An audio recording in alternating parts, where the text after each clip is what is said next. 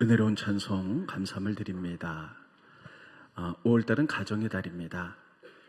하나님께서는 성경에 보면 제일 먼저 공동체를 교회나 국가를 만드시지 않으셨습니다.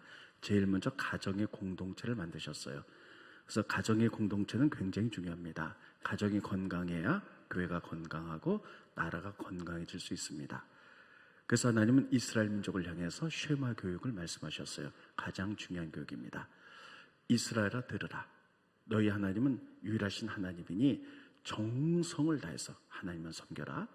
부모인 내가 먼저 그것을 마음에 새기고, 그리고 자녀들에게 가르치는데 그냥 가르치지 말고 서로 담론해라. 서로 물어보고 대답하고 교제하면서 이야기하라. 이렇게 말씀하셨어요. 그래야만이 부모의 신앙이 자녀에게 전수되어서 자녀들이 다음 세대에 일어나 하나님 나라를 세워갈 수 있다는 것이죠. 스크린 보십니다. 신명기 6장 4절 이스라엘아 들으라. 그래서 들으라는 말이 쉐마예요. 이스라엘의 가장 중요한 교육이고 우리가 본받아야 될 교육입니다. 우리 하나님 여호와는 오직 유일한 여호와이시니 너는 마음을 다하고 뜻을 다하고 힘을 다하여 내 하나님 여호와를 사랑하라. 자, 이 부분 한번 다 같이 읽겠습니다. 시작. 너는 마음을 다하고 뜻을 다하고 힘을 다하여 내 하나님 여호와를 사랑하라. 이 말씀을 넘겨주시고요. 오늘 내가 내게 명령한 이 말씀을 너는 마음에 새기고, 부모들이 먼저 마음에 새기라는 거예요. 그래서 전심으로 주를 사랑하는 것을 그렇게 살고, 그리고 내 자녀에게 부지런히 가르치는데 집에 앉았을 때든지 길을 갈 때든지 누워있을 때든지 일어날 때든지 말씀을 강론할 것이다. 그러니까 열심히 하나님 믿어 이렇게 강요하지 말고 가르치는데 강론하라는 거예요. 서로 물어보고 대화하고 가르쳐주고 이렇게 하라는 거예요.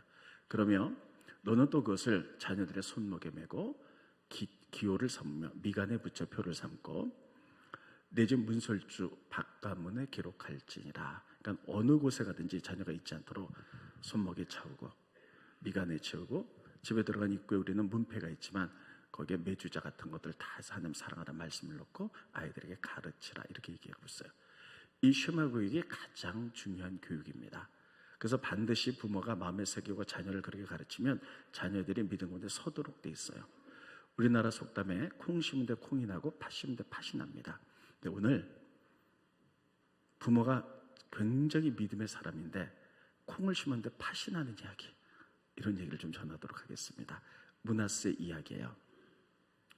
므낫세 이야기를 통해서 므낫세가 왜 악한 왕이 됐는지 성경에는 기록되어 있지 않습니다. 그런데 성경 앞대로 다 이렇게 짜집기를 해서 이럴 수밖에 없었구나 하는 것들에 대해서 말씀을 드리며 우리 모두에게 중요한 교훈이 되시기를 바랍니다.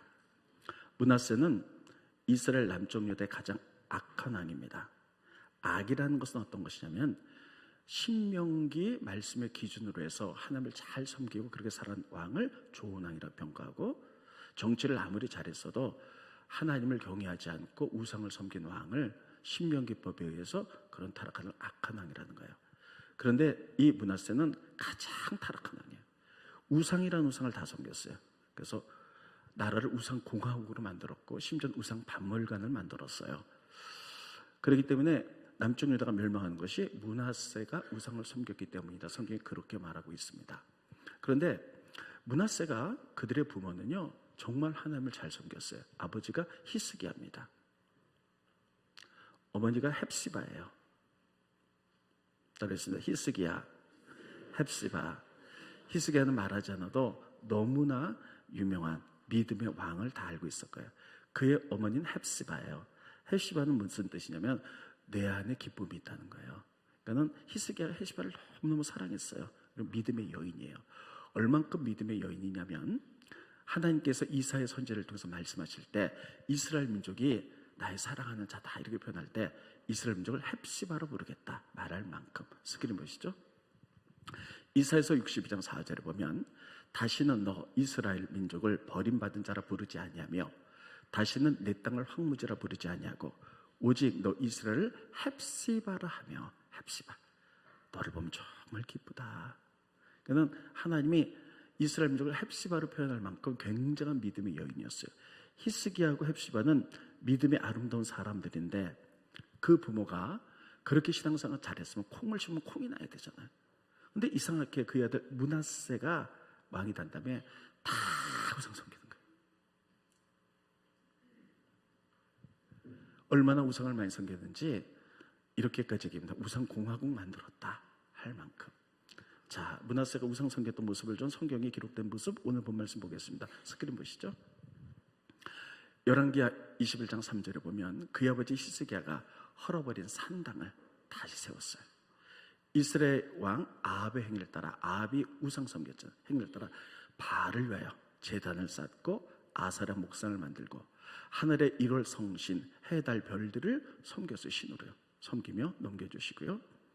여호와께서 전에 이르시기를 내가 내 이름을 예루살렘에 두리다 하신 여호와의 성전에 우상의 제단들을 쌓고 또 여호와의 성전 두 마당에 하늘의 1월 성신을 위하여, 그러니까 하나님 성전에다가 제단을 다 쌓아가지고 하나는 해에다가 제사 드리고 달에다 제사 드리고 별에다 제사, 별걸 다 했다는 거예요. 쌓고 또 자기 아들을 불 가운데 지나가게 하며, 불 가운데 지나가게 하는 것은 밀곰신을 섬겼어요. 그 옛날에 밀곰신을 섬기는 우상은요, 자녀를 불 가운데 집어넣었어요.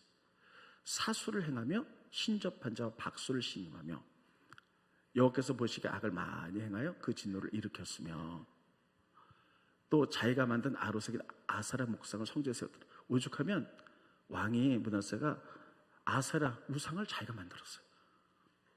자, 저 보세요. 이렇게 우상 천지를 만들었어요. 그리고 그는 굉장히 많은 사람을 죽였어요. 피 흘리. 스크린 보십니다. 열왕기하 21장 16절에 보면 므낫세가 유다에게 범죄하게 하여 여호와 보시기에 악을 행한 것 외에도, 여기서 악이라는 것은 우상 섬긴 것 외에도 무죄한 자의 피를 심히 많이 흘려 예루살렘 이 끝에서 저까지 가득하게 했다. 그러니까 사람들을 심히 많이 죽였다는 거예요. 누구를 죽였을까? 성경에는 이 부분 자세히 안 나와요. 근데 이스라엘의 역사가 요세푸스의 기록에 의하면 이렇게 돼 있습니다. 그 우상을 섬기면서 하나님을 믿는 제사장들이나 하나님의 선자를 날마다 매일 죽였다는 거예요. 우상 섬겨 만들기 위해서. 그래서 너무 많은 사람을 죽였고, 여러분 잘 아는 구약의 이사야 선지자 있죠? 이사야 선지자도 므낫세가 죽입니다. 그래서 전설에 의하면 이사야 선지자를 통나무에 집어넣고 톱으로 켜서 허리를 잘라서 죽여요. 이만큼 우상을 섬기고 피 흘림의 역사를 일어났던 므낫세요. 여러분 이게 말이 안 되잖아요. 콩 심은데 콩이 나야 되잖아요. 근데 콩 심은데 팥이 난 거예요. 그의 어머니 아버지가 그렇게 신앙생활 잘했는데 므낫세가 왕이 된 후 아버지가 섬기던 그 하나님의 영향을 받지 않고 우상이랑 우상 다 섬기고 제사장들을 죽이고 피를 많이 흘렸더라. 그래서 므낫세 때문에 남쪽 유다가 망하게 되었다. 성경에 그렇게 기록하고 있어요. 그럼 뭐가 잘못된 걸까? 여러분 원인 없는 결과는 없습니다. 성경에는 이 므낫세가 왜 이렇게 된지 아무것도 설명하지 않아요. 성경을 앞뒤로 맞춰보면 그 이유를 알 수가 있습니다. 그것은 그의 아버지 히스기야 때문이었어요. 아버지 히스기야를 보면 정말 대단한 믿음의 왕이에요. 그는 성경에 커다랗게 두 가지 믿음의 행위를 행합니다. 첫 번째는 아수르가 쳐들어왔어요. 잘못 썼네. 아수르가 쳐들어왔어요. 아주 대국이 쳐들어왔죠. 18만 5천 명이 이스라엘 쳐들어왔어요. 그래서 히스기야가 죽게 생겼어요. 그때 히스기야가 그 유명한 기도를 합니다. 이사야 선지자를 불러요. 그리고 같이 기도해요. 하나님이 그 기도를 들으셨어요. 그래서 그날 밤에 죽음의 천사를 보내서 아수르 군대를 다 죽입니다. 그래서 그들이 구원받게 됩니다. 성경은 그렇게 기록되어 있고, 이스라엘 역사가 요세푸스의 기록에 의하면 그날 밤에 하나님이 쥐를 통해서 페스트균을 아수르 군사에게 풀어버려요. 그래서 그들이 다 흑사병으로 죽습니다. 그래서 구원받은 위대한, 기도로 승리했던 위대한 왕입니다. 또 하나는 그가 죽을 병이 걸렸어요. 무슨 병인지 몰라요. 그래서 그가 기도하다가 이사야 선지자를 부릅니다. 이사야 선지자가 딱 보더니 이렇게 합니다. 왕이여, 하나님 말씀하셨는데 왕은 이제 죽겠습니다. 그러므로 나라를 잘 정돈하십시오 하고 돌아가요. 웬만한 사람 같으면 그거 받아들일 텐데 히스기야는 그렇게 하잖아요. 그 병든 몸을 이끌고 사형 선고를 받았는데도 성전벽을 향하여 기도합니다. 하나님, 저의 생명을 연장시켜 주십시오. 하나님이 그의 눈물의 기도를 보셨어요. 그리고 15년을 생명을 연장시켜 줍니다. 믿음으로 기도를 났어요. 여기까지 너무나 위대한 왕이에요. 그런데 히스기야의 병이 났다는 이야기가 사방에 퍼지기 시작합니다. 그랬더니요, 주변에 많은 나라들이 사신을 보내고 축하합니다, 축하합니다, 축하합니다 그래. 그런데 바벨론이라는 나라에서 사신을 보냈어요. 바벨론은 이때는 아직 작은 나라였어요. 사실 딱 보냈으면 여러분 어떻게 됩니까? 히스기야가 믿음의 사람이라면 하나님이 하셨습니다 뭐 이러면서 하나님께 영광 돌려야 되잖아요. 근데 교만을 떠는 거예요. 마치 내가 잘나서 내가 기도를 열심히 해서 난 것처럼 교만을 떨어요. 그리고 자기 자랑하기 바빠요. 내가 이렇게 축복받았다. 그러면서 바벨론의 사신들에게 자기 왕국에 있는 모든 창고를 다 들어서 다 보물을 보여주는 막 이러다 자기 자랑하기 바빠요. 그리고 돌아갔어요. 그 이야기를 이사야가 들었습니다. 그리고 이사야가 와서 얘기합니다. 왕이여, 그동안 믿음으로 사셨는데 말년에 왜 이렇게 교만하고 하나님께 영광 돌리지 않고 자기 자랑합니까?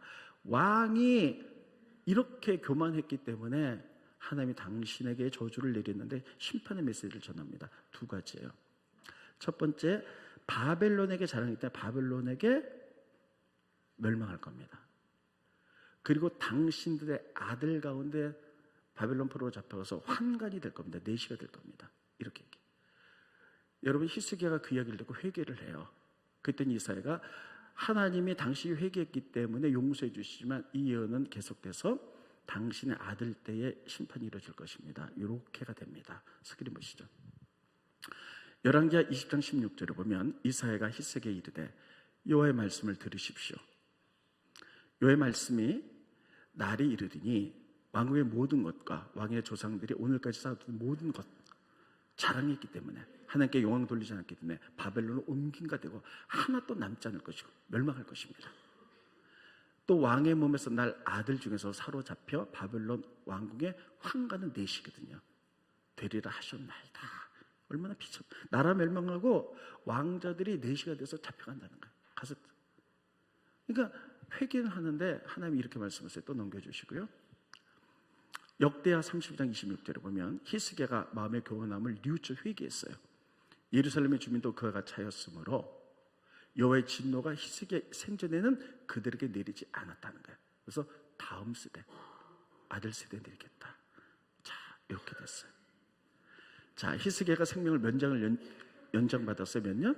15년. 그런데 그 아들 므낫세가 12살의 왕이 됐어요. 근데 이걸 계산해 보면 병이 난 다음에 히스기야 병이 3년 있다가 므낫세를 낳은 거예요. 그리고 히스기야는 돌아가시고 12살의 므낫세가 왕이 됩니다. 12살짜리가 뭘 알아요? 왕이 됐을 때 상당히 두려웠을 거예요. 내가 이 나라를 잘 지배할 수 있을까라는 첫 번째 두려움. 두 번째 두려움은 그의 아버지 교만으로 내려왔던 심판의 메시지를 짓눌렀을 거예요. 아버지 때는 안 멸망한데 그 다음 세대 때 멸망한다. 그리고 너는 내 시가 돼서 잡혀갈 것이다 라는 심판들이에요. 12살짜리 어린 왕이 이것을 감당하기는 너무너무 어려웠을 거예요. 12살짜리가 뭘 알아요? 아직도 어리고 힘들고 두려워하는데 이 나라를 어떻게 치료할 것인가.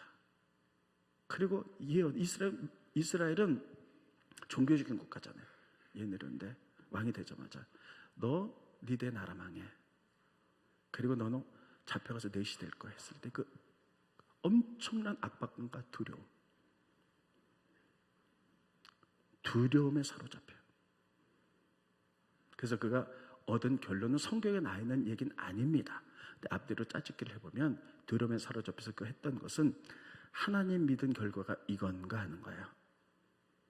우리 아버지가 평소 하나님 믿었는데 마지막에 교만 한번 떨었다고 이건가 하는 거예요. 그때부터 그가 우상들을 섬기기 시작하는데 여기서 굉장히 중요한 메시지가 있습니다. 어떤 메시지냐면 첫째는 두려움이에요. 그렇습니다. 두려움은요 하나님께 오는 게 아니에요. 두려움은 영이에요. 두려움의 영. 그래서 여러분 우리에게 크고 작은 문제들이 막 생길 수 있잖아요. 그때 문제는 있지만 그땐 두렵죠 누구나. 그러나 하나님께 나가면 믿음의 사람은 하나님께 나가야 되고 하나님께 나가면 하나님이 우리의 마음을 붙들어 주심으로 말미암아 두려움을 극복하여 평강을 누리게 될 줄로 믿습니다. 이게 믿음인 거예요. 그래서 성경은 두려움은 두려움의 영이다 쓰고 있어요. 두려움은 하나님이 주는 게 아니라는 거예요. 스크린 보십니다. 디모데후서 1장 7절. 하나님이 우리에게 주신 것은 두려워하는 마음이 아니요 능력과 사랑과 절제하는 마음이에요. 두려워하는 마음은 하나님께로부터 온 게 아니라는 거예요.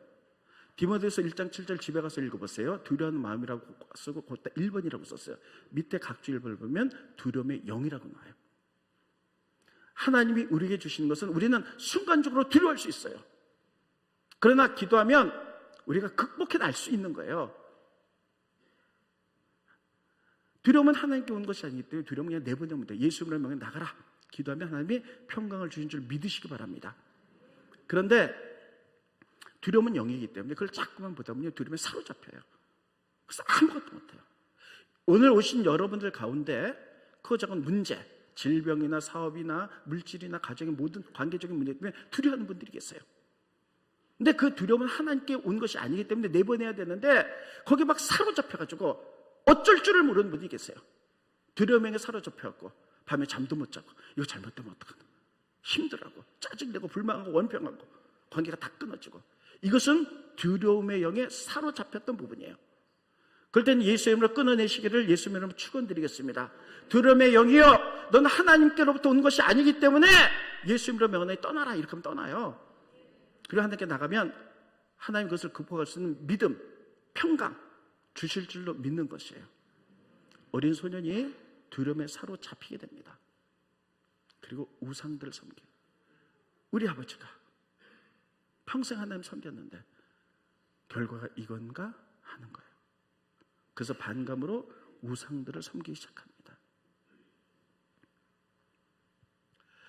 므낫세를 보면서 한 사람을 이해하기 위해서는요, 그 사람 봐서는 이해가 안 돼요.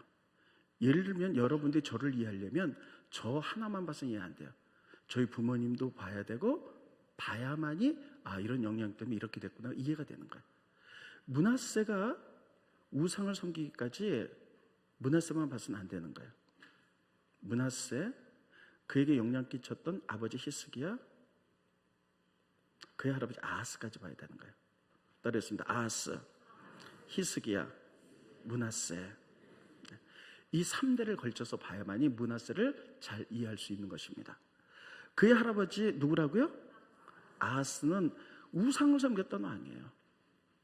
참 우상 많이 섬겼어요. 그러니까 우상에 많은 제사장들이 있었겠죠. 우상을 통해서 이익을 얻던 기득권자들도 있을 거예요. 그런 사람들이 진을 막 쳤어요. 근데 그의 아들 히스기야가 왕이 되면서 하나님 섬겨야 된다 그래서 우상을 다 철폐했어요. 그러나 우상을 섬겼던 제사장들이나 기득권자들은 죽이진 않았어요. 이들이 어떻게 됐을까요? 다 하나님께 돌아섰을까요? 아니요. 그들이 다 땅 밑으로 숨어 있었어요. 숨어서 지냈어요. 그리고 기회만 엿보는 거예요.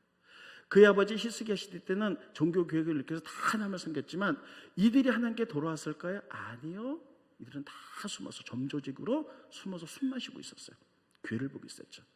그러다가 그의 히스기야가 죽고 그의 아들 므낫세가 12살의 왕이 됐을 때 그 두려움과 나를 어떻게 치료할 것인가 저주로 내려온 예언들을 통해서 막 두려워했을 때 하나님 믿는 것이 이런 것이라면 내가 다른 신을 섬기겠다는 우상을 섬기기 시작할 때 이들이 다 달라붙는 거예요.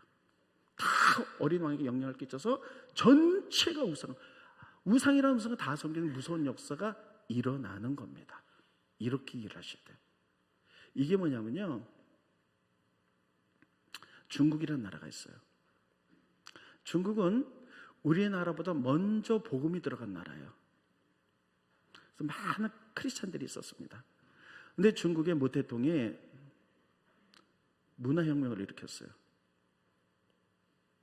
그래서 뭐라 그랬냐면 기독교는 아편이다. 이 땅의 모든 종교는 있어서는 안 된다. 정권을 잡고요. 다 교회를 불태웠어요. 목회를 다 죽였어요. 성경은 다 불태웠어요. 그래서 예수 믿는 사람들이 감옥에 가니까 다 그들이 지하로 숨었습니다. 몰래 이들이 다 예수 안 믿었을까요? 숨어서 믿었어요. 그러다가 그때부터 중국을 우리는 죽의 장막, 철의 장막 이렇게 얘기합니다. 기독교가 한 명도 없을 것이다. 다 그렇게 표현했어요. 다 공산주의권입니다. 그러다 지금부터 40년, 50년 전에 중국이 문을 열면서 우리도 선교사 보내고 선교사에 들어갔죠. 들어가서 보니까 기독교인들이 숨어있던 기독이 다 일어나는 거예요. 이들의 열정과 합쳐서 지금의 중국에 1억 명의 크리스찬이 생기는 겁니다. 여러분, 이들을 말살한다고 해서 이들이 없어지는 게 아니에요. 다 숨어있는 때를 기다리는 거예요. 여러분, 이때 놀라운 사건이 벌어집니다. 성경이 전부 다 불탔어요. 근데 성경이 없으니까 어떻게 예배를 드릴 수가 없잖아요. 그래서 점진적으로 이어진 그 당시에 믿음의 사람들이 다 모여가지고요, 옛날에 읽었고 외웠던 성경을 기억해서 성경을 기록하기 시작했어요. 그 사람들. 그 성경을 만들었어요. 신구약 66권을 만들었는데요, 지금의 성경이 99%와 똑같아요. 이게 기적적인 얘기예요. 저는 그걸 보면서 이렇게 생각합니다. 만약에 그럴 리는 없지만 만약에 김정은이 쳐들어와가지고 그러니까 이제 공산화가 됐다. 그래서 교회를 다 불태우고 목회자를 다 죽이고 교인들을 다 오게 가둔다면 여러분들이 다 숨어서 믿겠죠. 죄에서 숨어서 믿는데, 그렇다고 여러분 하나님 안 믿겠어요? 숨어서 믿잖아요. 성경에 한 권도 없어요. 다 불타서.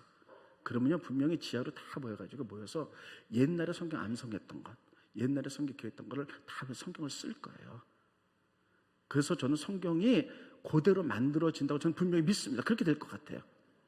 그래서요, 중국의 문화혁명 때 없어진 성경을 이들이 모여가지고 기억을 해서 성경을 쓴 게 99% 똑같거든요. 그래서 미국에서 10년 전에 이 성경 출판한 것을 기념해서 만들었어요. 근데 여러분 잘 아는 신경림 박사가 저희 교회에 왔다 설교하다가 그 성경을 저를 한 권을 주고 갔어요. 기적입니다. 다 성경이 한 권도 없는데 머릿속에 암송한 거 가지고 그들이 모여 성경을 만드는데 99%가 똑같은 거예요.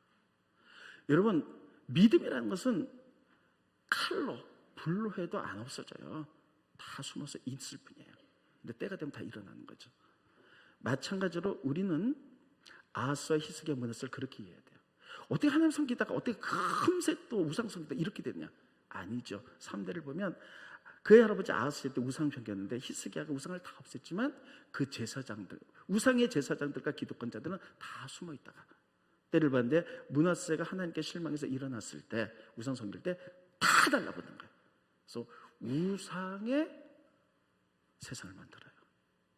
이거 보면서 제가 정말 화가 나고 막 세상을 우라통이 터지는 것은 그 당시에 하나님을 믿었던 많은 제사장들이 있는데 이 제사장들이 뭐 했냐는 거예요. 한마디도 말 안 합니다. 성경에 보면 므낫세 시대 때 다 우상 섬길 때 제사장들이 한마디도 말을 안 해요. 왜 그랬을까?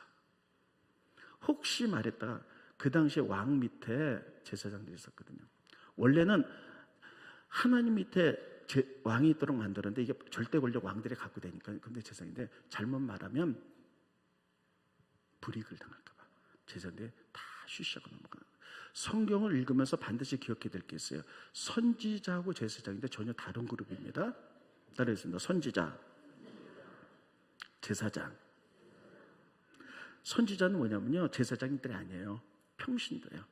하나님의 감도로 말씀 임하는 거예요. 그래서 말씀을 통해서 잘못된 정치를 하거나 하나님 말씀에 위배되게 예배를 드리면요, 끄집어내는 거예요. 그 질타하는 거예요. 이거 잘못했습니다. 왜 우상 섬깁니까? 목에 칼이 들어도 외치는 거예요. 그래서 잘못을 끄집어내고 바로 만든 사람들이 선지자예요. 왕들이 하나님의 정의대로 정치를 안 했을 때, 연약한 자를 괴롭히고 부자를 됐을 때 목에 칼이 들어도 외치는 거죠. 이렇게 하면 안 됩니다. 하나님이 가르친 정의와 공의로 다스려야 됩니다. 목에 칼이 들어도. 이러다가 선지자 이사야가 죽잖아요. 므낫세 앞에서 이러다가 죽죠. 허리를 톱으로 켜서 죽이잖아요. 목에 칼이 들어도 외치는 게 선지자예요. 근데 제사장들은 어떤 사람들이냐? 그야말로 제사드리고 사람들의 죄를 위해서 사람과 덮는 사람들이에요. 그래서 사람들이 죄지면 그 죄를 위해서 동물을 잡아서 죽이고 이런 사람들이에요. 이 사람들은 왕의 절대 권력 밑에 있지 않아요. 근데 제사장들은 왕의 절대 권력 밑에 있기 때문에 왕이 뭐라고 잘못했을 때 말을 못해요. 불이익을 당할까 봐. 그래서 보면 내가 막 너무너무 화가 나는 거예요. 이 성경을 보면서. 므낫세가 하나님을 믿는 히스기야에게 정권을 이어받아서 그 하나님의 나라를 만들었는데 므낫세가 우상 섬길 때 이 제사장은 뭐 했는가 하는 거예요. 그들이 막 저항하고 이러면 안 됩니다 했다면요, 판도가 달라질 수도 있는데 한마디도 안 하는 거예요. 그의 할아버지 아하스 시대를 보면 더 기가 막혀요. 아하스 시대 때 우상 섬겼잖아요. 응? 우상 섬겼는데 이때 제사장이 한 일 보면 정말 기가 막혀요. 이건 제사장도 아니야. 어떤 일을 했느냐, 아하스가 아수르에 갔어요. 그래서 다메섹에 보니까 우상 섬기는 제단이 너무너무 멋있는 거야. 그래갖고요, 자기 나라 하나님인 제사장에게 다 그걸 보내는 거야. 보내면서 내가 다메섹에 갔더니 우상 섬기 제단이 너무 멋있으니까 하나님 제단 다 없애고 우상 제단 만들어라. 그러니까 제사장이 그거를 했다는 거예요. 이게 말이 돼요? 근데 그걸 했다는 거예요, 제사장이. 스크리무십니다.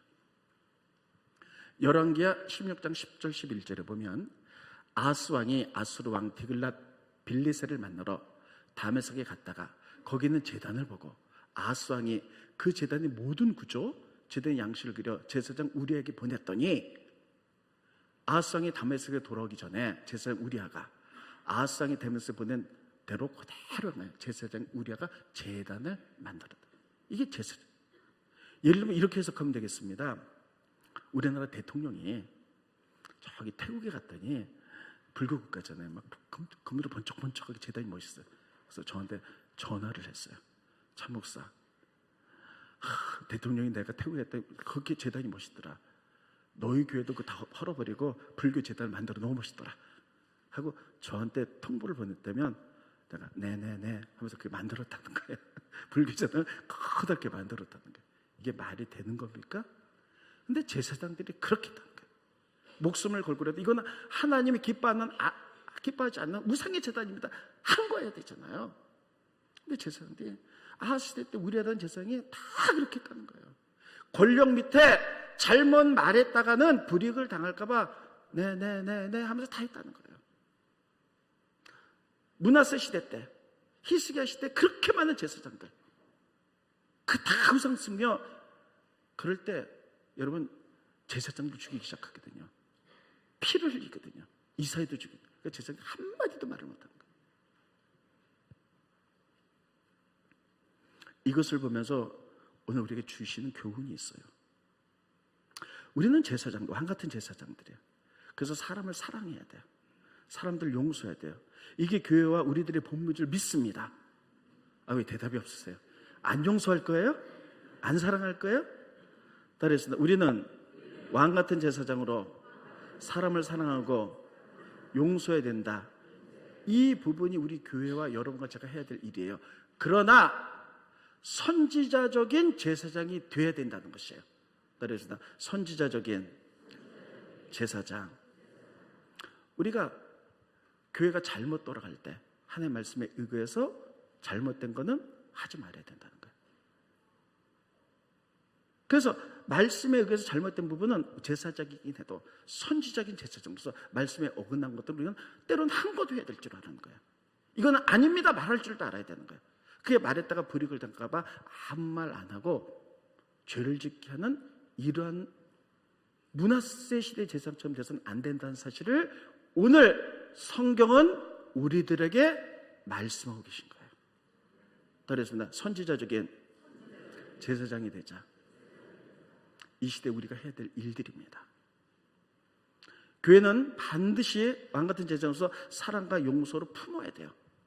그러나 잘못된 가치관들에 대해서는 세속적이고 이방적인 가치관에 대해서는 반드시 우리가 항거할 줄 아는 선지자적인 교회, 선지자적인 용서와 관용을 베푸는 그러한 왕같은 제사장 같은 교회와 여러분과 제가 되시기를 예수님의 이름으로 축원드리겠습니다. 이들이 만약에 므낫세에게 항거했다면 제사장들이 목에 칼이 들어도 선지자는 이사야는 항거하다가 죽잖아요. 제사장들은 다 숨어가지고 두려워서 안 하죠. 그들이 항거했다면 어쩜 므낫세의 판도가 달라질 수 있었을 거예요. 이런 것들 우리에게 말씀하고 계세요. 자, 그러면 결론입니다. 므낫세가 그렇게 우상을 섬기고 결국 나라가 말망하게 됐는데 12살짜리가 뭘 알겠어요? 분명히 부모의 영향력이에요. 근데 그 부모가 참 믿음 생활 잘했는데 마지막에 교만 떨어서 하나님께 영광 돌리는 교만 때문에 심판의 메시지에 그 어린 소년이 눌려 있다가 이렇게 된 거거든요. 그러면 우리들이 이것을 보면서 참 생각할 게 많습니다.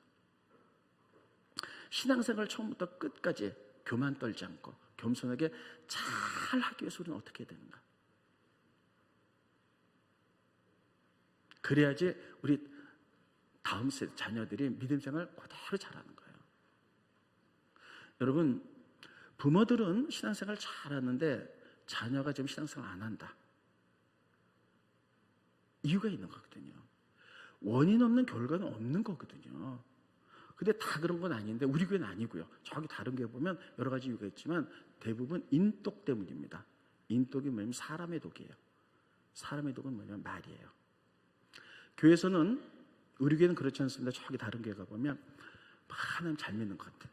근데 집에 가면은 자녀들 앞에서 사람들 앞에서 교회욕, 목사님욕, 장로욕, 무슨 욕 다 애들은 다 그걸 들어요.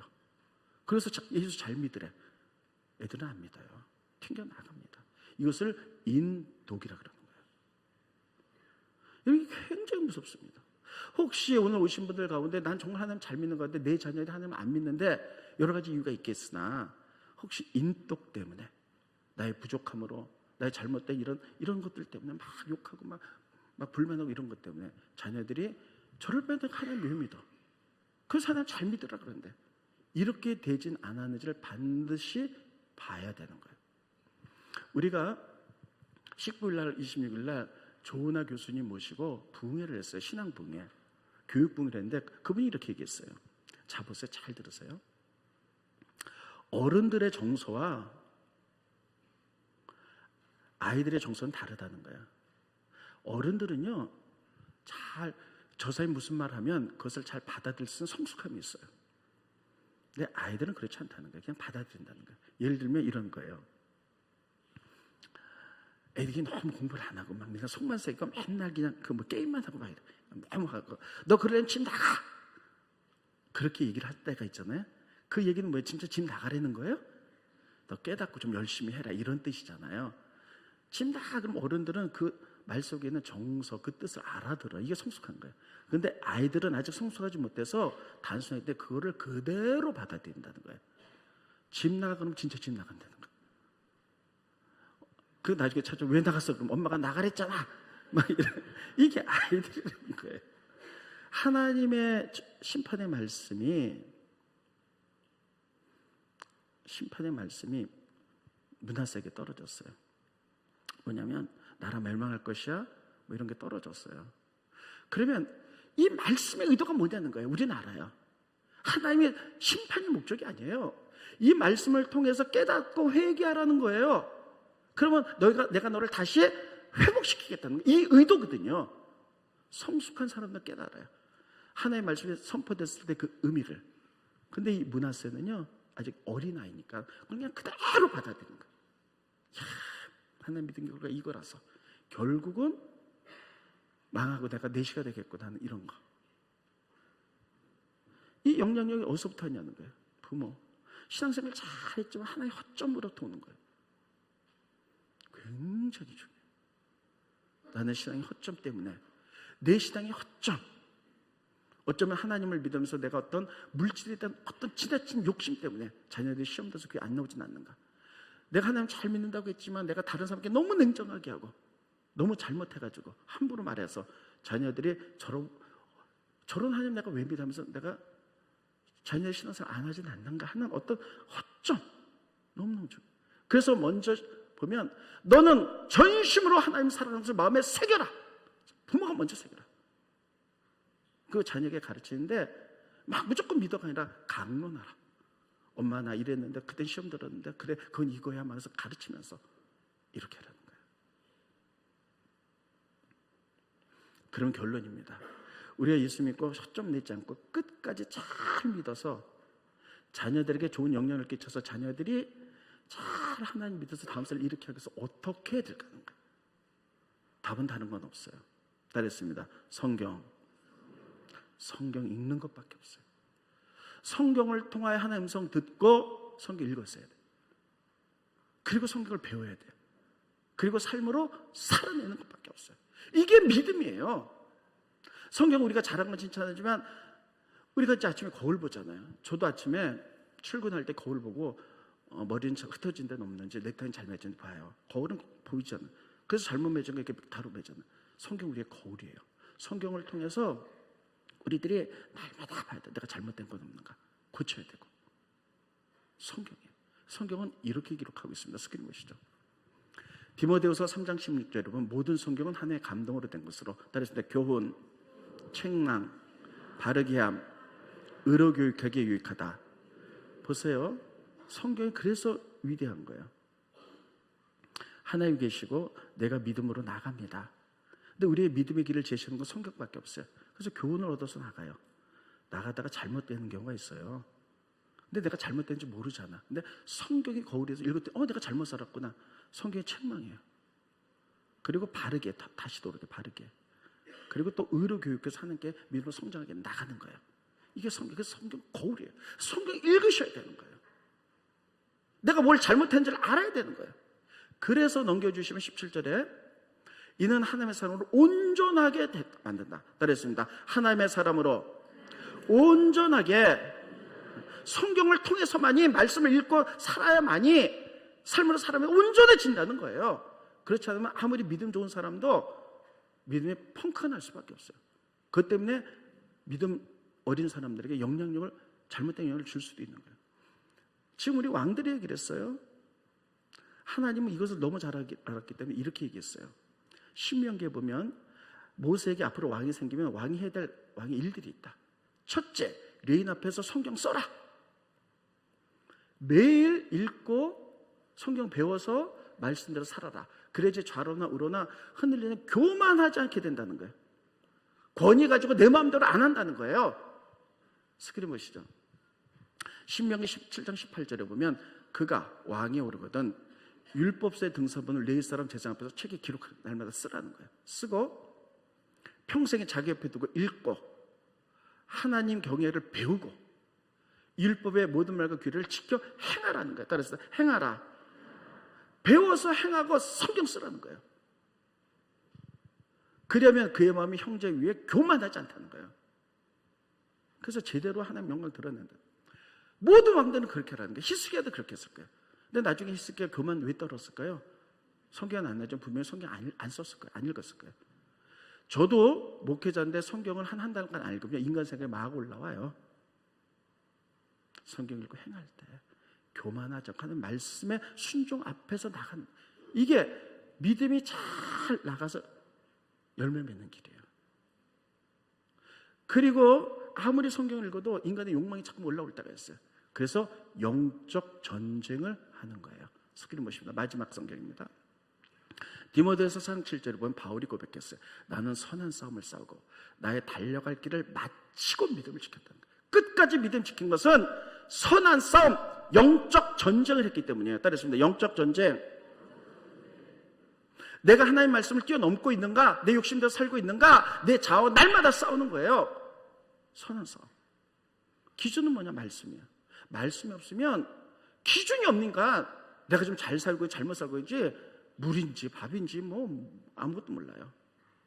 선명한 말씀의 기준을 가지고 읽고 내 욕심이 말씀을 뛰어넘었으면 선한 싸움 싸워서 내 육신의 욕망을 십자가에 못 받고 내가 내려앉는 것, 말씀대로 살아가는 것, 이것을 내가 죽는 날까지 해서 선한 싸움 다 했다는 거야. 달력을 마쳤다는 거야. 부모인 우리들에게는 이게 필요할 줄로 믿습니다. 우리 이렇게 살아야 되고, 그렇게 살 때 그런 아름다운 신앙의 영역이 자녀에게 가서 자녀들이 일어나 다음 세대 하나님 나라를 완성시켜 나갈 줄로 믿는 것이에요. 오늘 가정의 달에 하나님은 문하세 얘기를 통해서, 이 엄청난 이야기를 통해서 우리들에게 그런 것들을 가르쳐주고 계십니다. 중요한 키포인트는 나예요. 내가 말씀대로 살고 있는가? 내가 정말 말씀대로 살고 있는가? 말씀 읽는가? 읽으실 거예요. 말씀대로 삶으로 살아내는가? 이거예요. 기도하겠습니다. 고마우신 주님, 은혜를 감사함을 드립니다.